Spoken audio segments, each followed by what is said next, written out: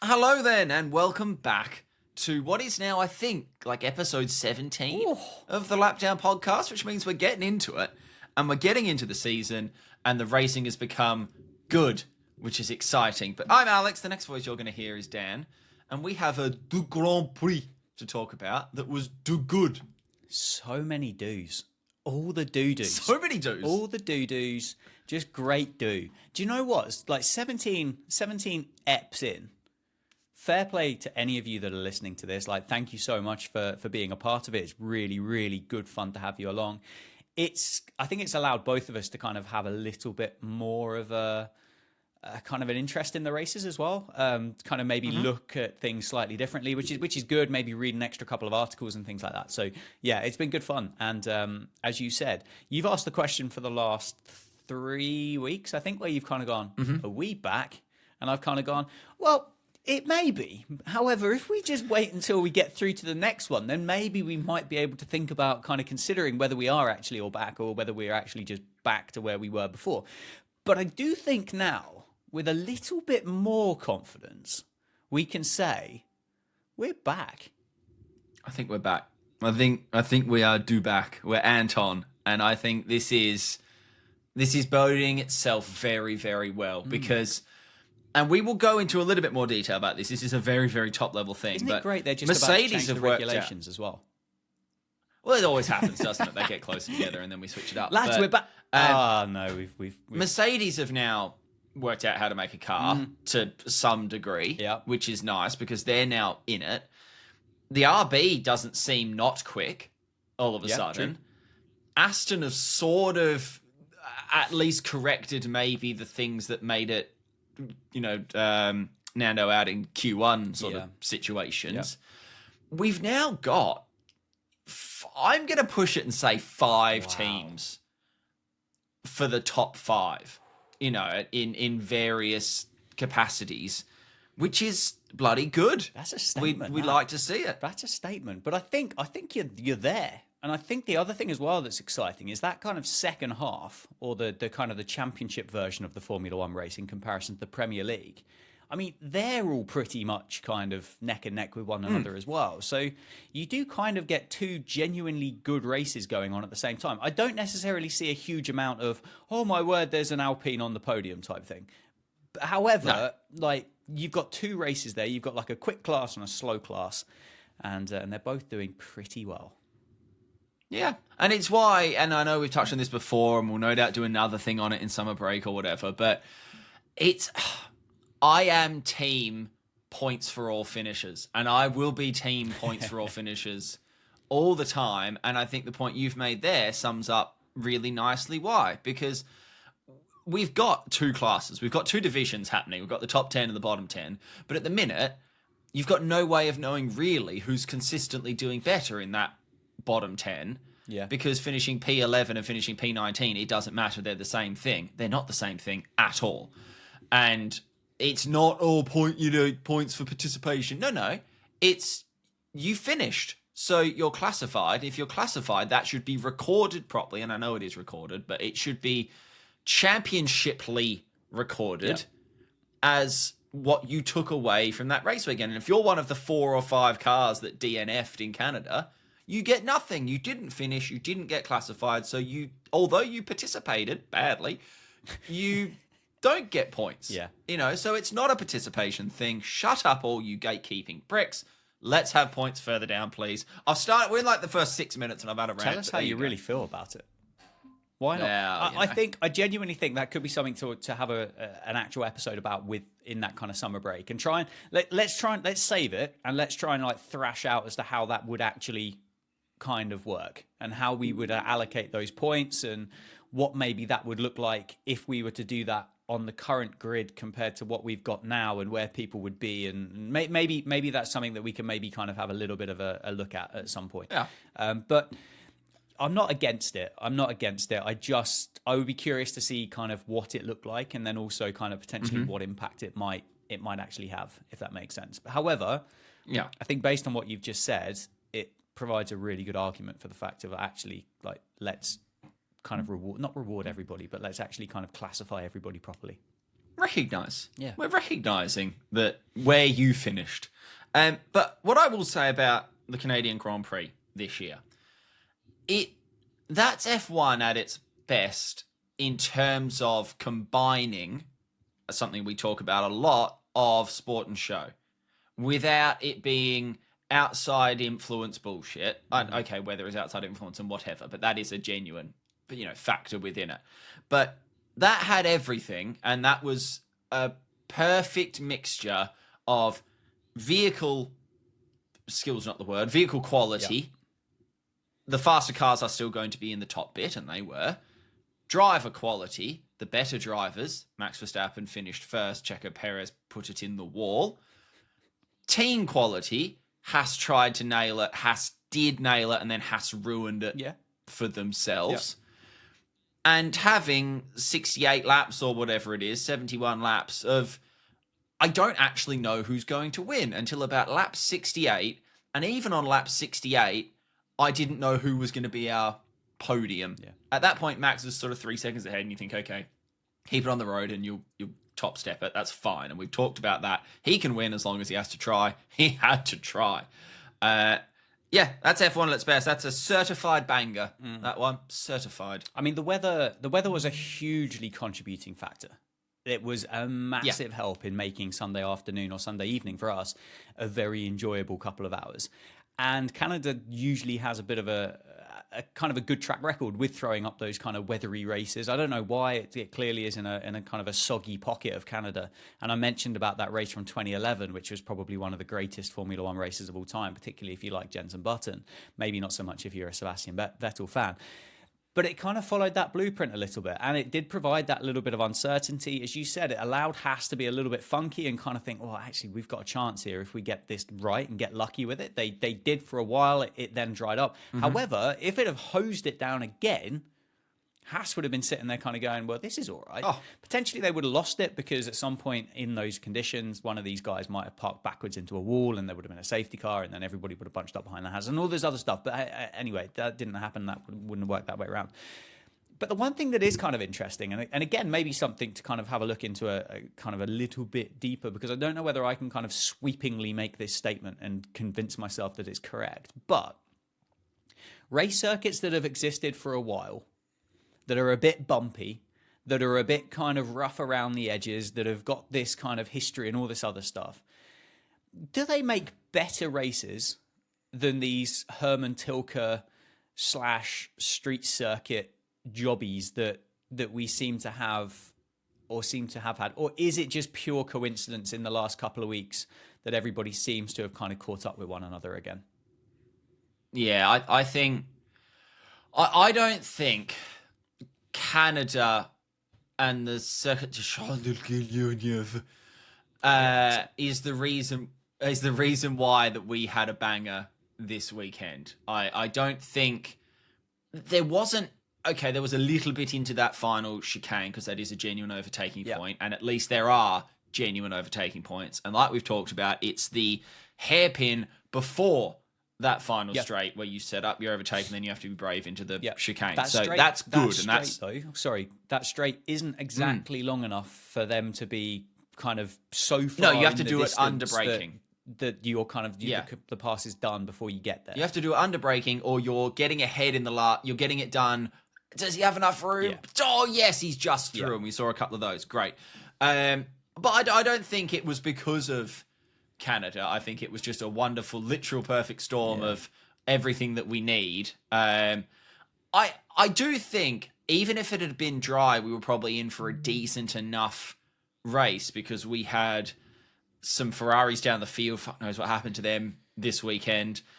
We had some RBs up the field. The Williams was up there. Yeah. We had enough shuffle pack order that there should at least have been some battling. Whether or not it resulted in overtakes, different story or whatever, but there should have been some battling. So, no, I think there is some to it because some of those overtakes were possible because of the track. Yeah.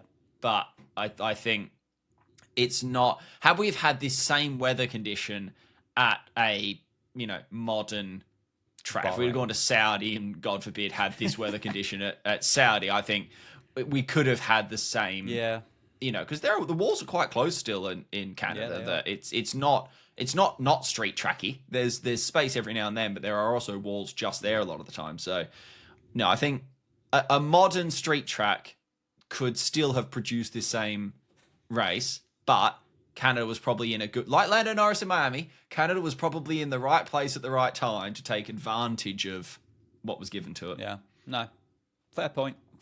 And I mean, maybe if that cloud seeding in Dubai catches on around the rest of the kind of Middle Eastern states where we have a lot of Grand Prix, maybe we will get a few wet races in Saudi and Bahrain.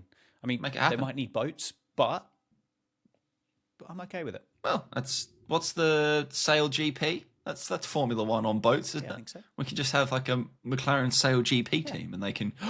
What if they have to go from one to the other? It's like a triathlon of. We can do. I've got it, lads. Here we go. Because we're in Saudi, right? Yes. We're in the desert, Yes. so we can have Extreme E to start with, right? So you're driving an Extreme E car, and then you pull up to the circuit and you hop out, and then it's a literal running race, right? So you got to the fit. Formula One car. You run to the Formula One car, right? You do a few laps of the Formula One circuit, and then you get out the Formula One car and you hop in your Sail GP boat to finish off. And you do a lap of an island. Yes, the Gulf. Yes, all of it. Yeah. The entire Gulf. Stefano, I've got it. Let's go. Get him. Someone has to get me his number because I have too many good ideas that Stefano is not hearing. It's very easy to block people on WhatsApp, though. Oh, I have learned, yes. Disgustingly easy.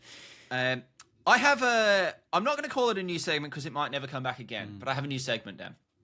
I have Alex's Fair Play Awards. Nice. Which are not IPL-style fair play in the sense of being sporting. Not being a terrible player. Did I sit there and go, oh, you know what, fair play? And if I did, you're getting a Fair Play Award. And I have 4 to give out this week. Nice. Have you been down the local trophy shop? It's a few. I got AI to design them all. Brilliant. And did it turn out any different to any other awards that have ever been made in the history of awards? No, like the Canadian Grand Prix AI trophy, it looked exactly like a trophy. Great job, lads. Well done. Yes, well done. It's almost like the inherently copyright plagiarism-based thing of Gen AI decided to plagiarize everyone. Waste of everyone's time. Yes. We've talked about it a little bit already, but fair play, Haas F1 is what I'll say, because they saw an opportunity, they went, sod it. Should we have a crack? What's the worst that could happen? They had a crack. They, I'm going to say, objectively got it right, and they made the right call through the first 8 laps of that race. I mean, at one point, wasn't K-Mag up to like P4 or something? It was having been like P13 or something daft like that. One of them was going like absolute stink to the point that there was kind of like oh my word, he's getting close to the podium, and then at that point there it started to kind of it stopped raining, started pulling up out. Behind lads. Yeah. And okay, they then screwed themselves over, and I retract my fair play for K-Mag's pit stop because an 11-second pit stop has just undone all the work that you did. Because forget everything else that happened. Even if that had been a normal 2-second pit stop, he's gaining probably 5 positions, maybe. I'm guessing. I don't actually know the numbers, but he's gaining a chunk of positions that could have then put him into a decent point scoring position because of the gamble that they made. And it's a shame that maybe a couple of other of those lower teams didn't do it. Why have RB not put... you can't say RB. Why have Red Bull not put Checo on the wets and just gone, fuck it. You are... so far behind, we might as well just see what happens. Yeah. You know what? Start on the slicks, Checo. See what happens. Stick the soft tyre on. I was just about to say, similar kind of situation with Ferrari and Leclerc, wasn't there? It was hosing it down. They just went, you know what? We've kind of fucked ourselves today. Let's just put you on hard tyres and see what might happen for the next 10 minutes. It was wrong, but they tried. And you know what? Well done. We love people that try. You know, he was already struggling. And I think that was... I understand there's that little bit of tense team radio, isn't there, from Charles, where he's like, I'm coming in, why did you put me on the hard tyres? I'm boxing for Inters now. And his wonderful, adorable new race engineer is like, well, I guess if you want to, but we think it's going to stop raining. He's like, no, I'm coming in. I get it. Charles is a competitor and he doesn't when he sat there in that car, he's thinking, this is the worst idea ever. Why have we done this? But I'm not going to allow people to file that away under Ferrari Strategy Masterclass again, because I actually think it was, as you say, 100% justified as a call. They were making no impression otherwise. No, have a go with where they were. I think it was the right thing to do. And eventually they decided to save the car, didn't they? They decided to save the miles and box him, and that was the end of the day. So did you hear that Charles said "Yay" when they told him to retire the car?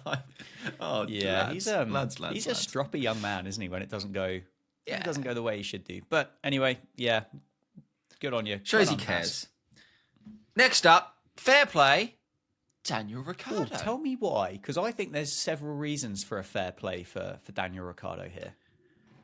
He was weirdly and unnecessarily shit-talked by Jacques Villeneuve, who, for some reason, and I don't think it's a recent thing, but has just come out swinging for Danny. And Danny's taken that personally and taken that all the way to the bank, and the bank is P5, I think he qualified. Yeah, he did, it's a very, very Daniel Ricciardo thing, I think, to have, and he'll say, no, I got told about it and whatever. But however he found out about the shit talking that happened, he found out about it and he stuck that in the engine as BHP and made use of it. I think he just had a really good weekend. Did you see the press conference response as well? Did you see that bit? Were you told to eat shit? Yes. I mean, that's also the most Daniel Ricciardo thing in the world. And that's, I think what you're alluding to, worthy of a fair play on its own. Yes, precisely. What I will say, think Jacques Villeneuve has one more Drivers' World title than Daniel Ricciardo. However, to bait him out like that, I thought was a little bit unnecessary. And to weirdly then, like, double down on it as well, and to not go, ha, fair play, like, and almost lean into it and go, I wonder if he could have maybe owned it, as opposed to he doubled down and went, yeah, well, it's one weekend. It's like, nah, mate, take the L. Danny Rick, fair play. Maybe Jacques was the guy on the button that gave Danny Ricciardo that jump start penalty as well. Which, on that, I actually had forgotten about that. Yeah, sorry to bring it back up again. Absolutely a penalty. Absolutely all day a penalty. He's moving. Yeah. Now, I understand the people that go, but he didn't jump the start. He didn't take off until the lights went out. Correct. But they changed the rules recently that you can't just be rolling forward. It's not a rolling start. No. Like, you need to be stationary. I actually think if they were on the slicks, he might have got away with it, because it was a very small amount of roll, and I don't think it was probably enough roll to trip a sensor. But the treads on those inters make it so obvious that the tyres were moving. Apparently, the team said as well it wasn't a Danny fault; it was a them fault. I don't really know how that works. Danny's the one with his foot in the brake, but there was a lot of like social chat and Reddit chat about like, oh, that's bullshit. There shouldn't be a penalty. Like, he didn't jump the start. He's not moving. Like, I'm a Danny Rick fan. He was moving. It's unfortunate. It's a jump start. I think it's that it circles back around to that kind of consistency of rules application as well, doesn't it? Because that's the other thing that's kind of made its way back onto the internet this week is obviously Lando's jump start at Singapore, which he moved a long way and wasn't penalised. But yet this one with Daniel Ricciardo was, and as you said, I'm sure it was. But they changed it after that, didn't they? They did, but I think again, I think that's where it doesn't help the situation, is the fact that the rules might have been applied correctly in this instance, and I think they probably were, and I think you probably are right in the fact that tread on the tyres just kind of really nailed that coffin shut for him. But again, it's that little bit of consistency lacking from the people in charge that you're like, come on, lads. Like, this is just silly. I guess, though, would we rather, and this is a genuine question, so Lando correct to not have been penalised in Singapore with the way the rule was. Everyone kind of looked at that and went, that doesn't feel great. I'll allow you, they've got two options then, essentially. They either have consistency that remains the rule Lando spec for the whole year, and we get more sort of grey areas and stuff like this, but that does, in theory, give consistency. Or they change it like they did mid-season, went, actually, we don't like that. Right, lads, from now on, can't move. Right, you move, you're done. Right, we all good? Everyone saw that email? Good. Is that in itself an aid to consistency now moving forward because they've seen a loophole and they've gone, boop, no thank you. Here's what it is from now on. Yeah, could be. But it anyway, is maybe a communication thing, though. Anyway, he moved. He moved. It's a penalty. He did very well to not let that penalty... I didn't hear any team radio about it, but he obviously didn't let that penalty affect him. They got on with it. They sort of took their medicine and cracked on, and decent double points finish. No, not double points finish because Yuki crashed it, but should have been a double points finish for RB until he went backwards. Minor fair play, actually, going back to the fair play house. Yeah. FP for Nico Hulkenberg for somehow not hitting that RB. Oh, that was wild. That's centimeters at speed in the wet around a hairpin where he... Wow. Fair play. Fair play.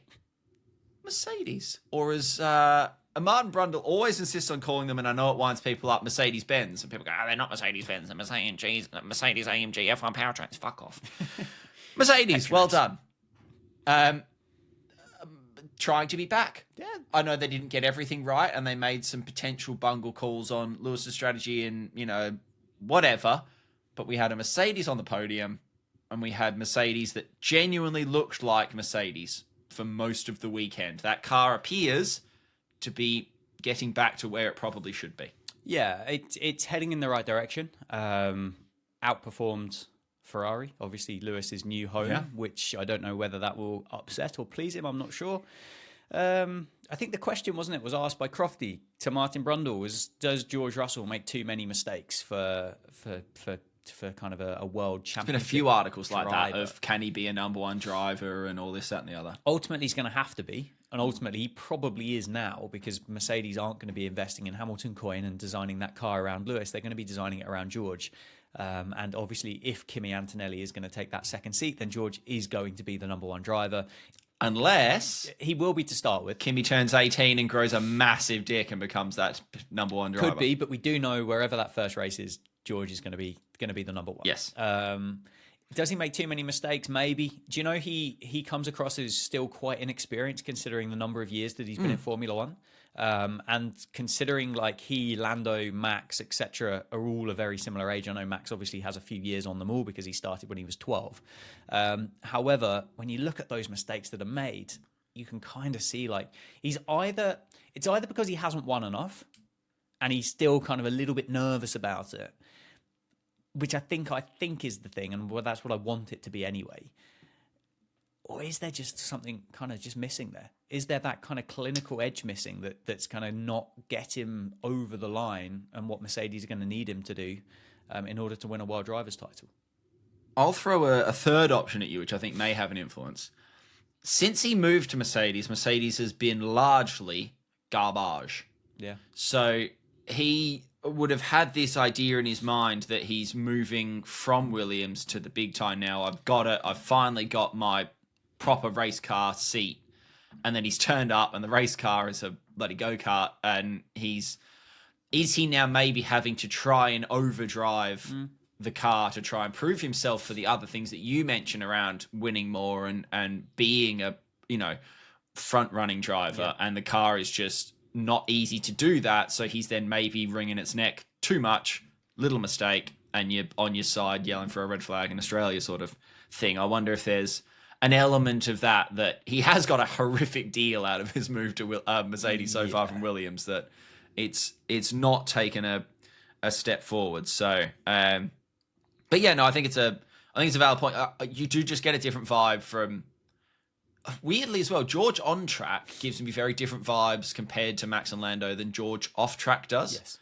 Off track, Lando becomes the immature party boy, whatever, and you feel like he's less professional, less mature. Yep.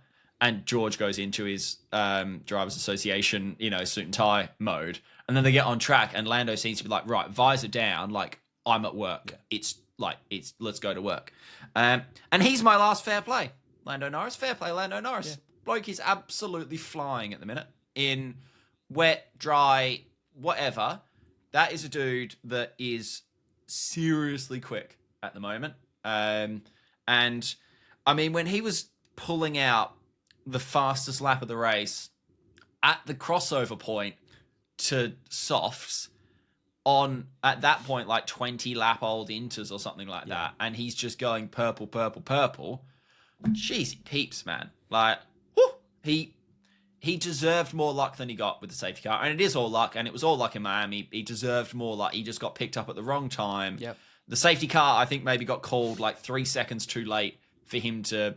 I think he just sort of gone around the chicane when they called the safety car, and then it picked him up about halfway down the back straight and cost him the 9 seconds that would have had him come back out in front. Yeah. But yeah, fair play, Lando. You're on it at the minute. No, he's doing well. He's doing well, and it was mentioned, wasn't it? I think Red Bull GP and Max had kind of commented about kind of like, there you go, that's kind of karma paid back for Miami.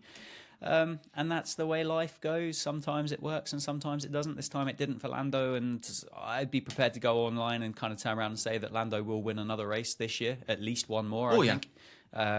You just hope the fact that one of these teams don't make such a ridiculous advancement, the fact that then we kind of have 4 kind of stragglers. Or the other thing as well that particularly McLaren have been able to have done of late is they've kind of managed to kind of, similar to Aston Martin, just kind of go, we've got something good. Oh no, what have we done wrong? And then can't actually get it back. To kind of hope that doesn't happen as well. But in terms of driver quality, they've very good. And I'm sure Zach Brown. They've made a lot of steps forward in that car and have yet to make a step sideways or backwards. So it is that coming? Yeah. Is the music building up and there's going to be a jump scare? But they seem to keep ticking off boxes. I know there was a thing from Andrea Stella where it was like, this was a good test for us. There's slow corners here, and actually we're quicker in the slow corners than we thought we were going to be. And they're ticking some boxes that, hey, maybe. I do agree with you. I think he will win another race this year. And I think he will win another race this year on pure pace, not on assisted result in some capacity. It might take an off weekend for Max to do it. It might be that Max picks up a stupid impeding penalty in quali that puts him 5-place grid penalty or something. There might be a little assist on it, but I think he will win a pure pace Grand Prix this year. I agree. Go Lando, go. Lando, go Lando, go. Lando is the best. Is it GOAT best? I don't know. Lando is okay. Lando is okay. That's a nice compliment, isn't it? Yeah, he's all right. Which I think actually kind of suits Lando. Like, he's okay. He's not Max, but he's nice. He's all right. He's okay. Anyway, he's okay. Move on. Right, I've written down in my notes, because I do make notes for these, believe it or not. I've written down, and you can interpret this how you like, and I'd invite you to answer it whichever way you see fit. I wrote down, Checo, wow. He's dog shit, isn't he? Like, Checo, wow. How on earth? No. We know why it's happened. We know why it's happened. We spoke about it last week. But that's the same reason that Danny Rick is in that V-carb still, is how it's happened. But that is the absolute perfect example of why Sergio Perez should not have been given another 2 years at Red Bull. Dare I say, if something better comes along, I'm sure Red Bull are going to have the buying power to turn around and pay Checo out of a contract. I think that contract might be like perforated, like the edge of a movie ticket. Like there'll be halfway down, it's already perforated with a tear here sign. And I mean, he could end up out on his arse. He could end up in a V-carb. He could end up somewhere else entirely. But how do you put pen to paper to a new 2-year deal for the best team on the grid right now? And you just park it backwards in a wall by yourself under kind of no pressure, drive around, qualify 15th, I think, in the first place, and then proceed to not really do anything from there. All the while your teammate driving around at the front, picking up trophies. Yeah, good for winning. And that's the big thing. That's the big thing, is that it's not... Okay, some weeks Danny Rick's off the pace and he's 6 or 7 places behind Yuki, or he's out in Q2 and, Yuki's in P8 or something. But it's different when someone's winning by, okay, not anymore, but 21 seconds and you were out in Q1. Yeah. I think it's very strange around. He also just literally made the kind of mistake that I would make in F1 24 on the wheel, going into that hairpin in Canada. You get too much of the curb on the inside and you just go round. It's like Carlos did the same thing. You've turned kind of full TC down to medium, and you've just turned it around and parked it backwards in the wall. Yeah. And also on that, we're not going to get too political with it.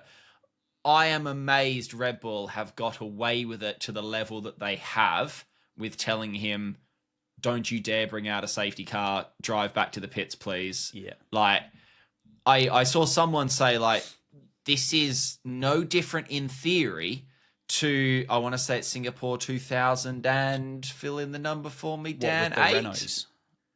With the deliberately bringing out a safety car.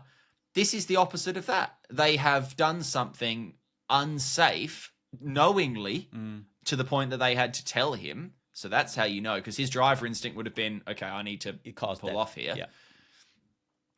Like, that rule is not there for sport. That rule is half of your rear wing is hanging off, and there are 30-odd thousand people sat around this track in different capacities. You're still going at 100-odd K an hour. You don't poodle around at 10 mile an hour in an F1 car. If that comes off, that could come off and hit you in the head, man. That was bad. That was bad, and I think they've been very, very lucky to get... I think they've got away with it to the level they have because it didn't come off, and I understand it didn't come off. Yeah. But lucky boys. Well, thanks, Red Bull fans, for being part of the podcast up to episode 17. It's been great having you. And we'll see you maybe somewhere later when Alex says something positive about Red Bull. But up to now, it's been a pleasure. We do need to talk about... Have we finished on Canada now? Do we need to talk about regs? Yeah, I think so. Do we need to get our tape measures out and protractors and get our lab coats on and safety goggles? Yeah. The new regs are out. They came out about 8 minutes after we finished recording last week, which is why we're sort of a week behind on the news. But I mean, the cars are slightly smaller. The cars are slightly lighter. We've got no DRS anymore. We've got active aero that I know there's a little bit of argument about between the drivers and the teams and the FIA around exactly how that active aero works, because I think there's some people were told that it was driver controlled and some people were told that it was automatically controlled, and there's questions around that. But the cars look quite nice, I would say. It looks like a Formula One car still. That's about the depth of my technical knowledge. We have an email as well that we'll get to after you've sort of shared your initial thoughts on it from Andrew that might lead into that. Yeah. But first read on the new regs, Dan. Just an example of someone who gets paid too much, who just tinkers around with things for the sake of tinkering about. All of these things have been done in the past, whether they were legal at that time or whether they weren't. But they just kind of seem to kind of pick and choose bits and pieces from different eras and just kind of go, bring it in there and just go, there you go, have this for a couple of years. Good fun, and then we'll see you in 4 years' time or whatever it is, and we'll just throw some more stuff at you. I think the fact that they're smaller, I think, is good. I think it's only a case of length, isn't it, rather than width that they've been... No, they're a little bit skinnier as well. I think it's sort of 20 shorter and 10 slimmer or something. So we're on a 3.5 meter or whatever they are, F1 car, we're taking 20 centimeters off. But it's small and not big. I'd have liked them to have gone a little bit further. Just because I think if we are going to go down like an active aero, no DRS kind of world, then to have a little bit more real estate to play with on some of these tracks, not specifically Monaco, but a lot of these circuits, I think can only be a good thing. And if it is a case of, there's a bit of a 50-50 here because I'm not quite done yet. If your car is skinny, you might be able to kind of find room for it. Whereas if you're 10 centimeters thinner than what you were before, you're still going to ruin somebody's kind of carbon fiber floor and get yourself a puncture. And it's probably not going to end too well for you. But at the end of the day, it's always happened in Formula One. It will continue to happen in Formula One. And the teams and the brains behind each of these teams will get their pencils out. Graphite pencils. Well, I quite like this element of Formula One, that they do just shuffle the pack every few years, bearing in mind that it is ultimately a competition to design a car, and then it's like Robot Wars, but you don't hit it. Well, they do hit each other, but it's like Robot Wars. It's right. There's two parts of this. You need to come up with and design the best thing, and then use it the best. And I like that about Formula One, that I think it's good that, and I don't really care if they go cyclical with it, and as you say, they cherry pick different bits, because that's the challenge, isn't it? It's bake us a cake. Here's some ingredients. The cake has to be chocolate this week, and then next week we turn up and it's a vanilla cake that we want. So Haas are going to sign Mary Berry. Aston Martin are bringing in Paul Hollywood for the Great British Formula One off. I mean, Lawrence Stroll doesn't not look like Paul Hollywood. It's a fair point, and he looks like he might have eaten Mary Berry. Yeah, I think it's all possible. It's all possible. You've touched on this a little bit already, but Andrew sent us an email, which you can do too at lapdownpod@gmail.com if you'd like to. Andrew says, lads, now that some announcements have been made about the 2026 regs, do you think the powertrain and aero changes will appreciably change the racing for better or worse? I know you've just touched on it a little bit there by saying that, every 1%er adds up in terms of just having that little bit more room to maybe dive down the inside or hang it out around the corner or whatever.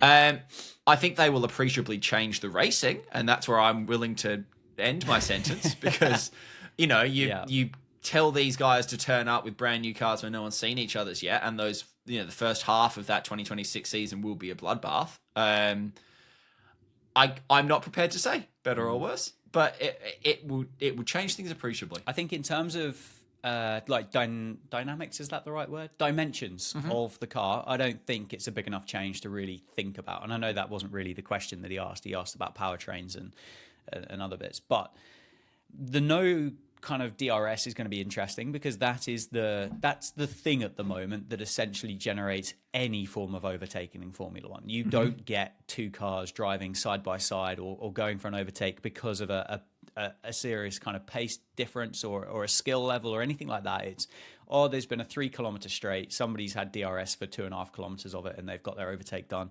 and we're all right. I know you mentioned before we started recording, they were thinking about a bit of a push to pass type thing, similar to what IndyCar have got.